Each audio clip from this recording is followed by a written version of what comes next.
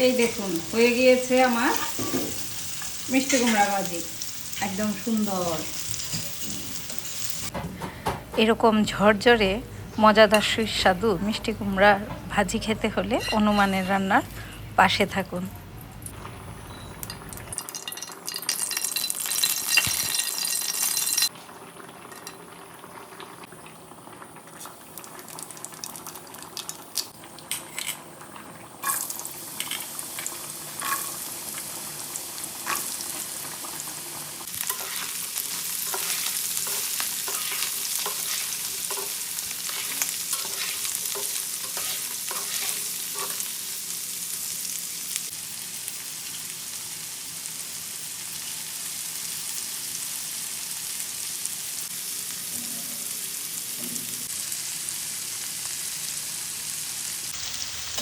মিষ্টি কুমড়া ভাজি করার জন্যে প্রথমে আমি তেল দিয়ে তারপরে কালো জিরা দিয়েছি আর দুই একটা শুকনো লঙ্কা দিয়েছি, তারপরে হলুদ দিয়েছি আর সামান্য একটু মরিচ দিয়েছি, কারণ হচ্ছে এটা শুধু একটা সুন্দর রং আসার জন্য।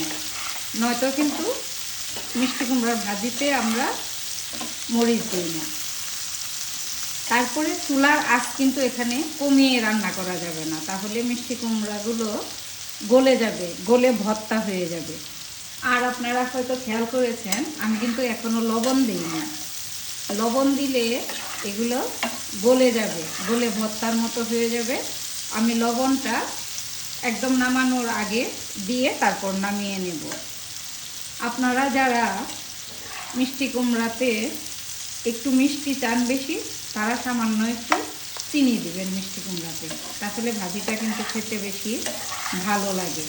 আর যারা মিষ্টি দিতে চান না তারা তো চিনি দিবেন না।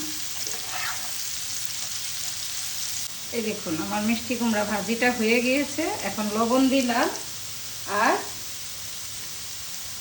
অল্প একটু চিনি দিয়ে দিলাম।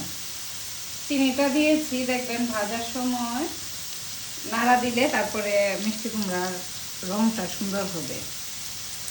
আপনারা কেউ দিতে না চাইলে ওটা স্কিপ করে নেবেন।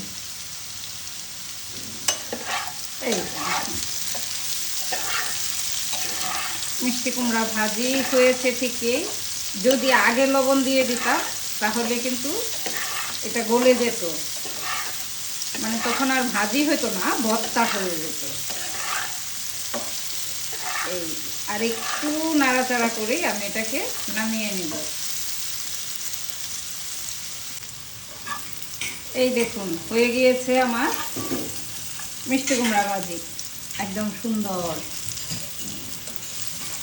সবাই ভালো থাকুন, সুস্থ থাকুন, ধন্যবাদ।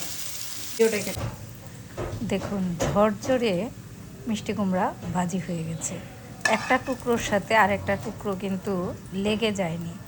এই রকম মিষ্টি কুমড়া ভাজি খেতে হলে অনুমানের রান্নার পাশে থাকুন।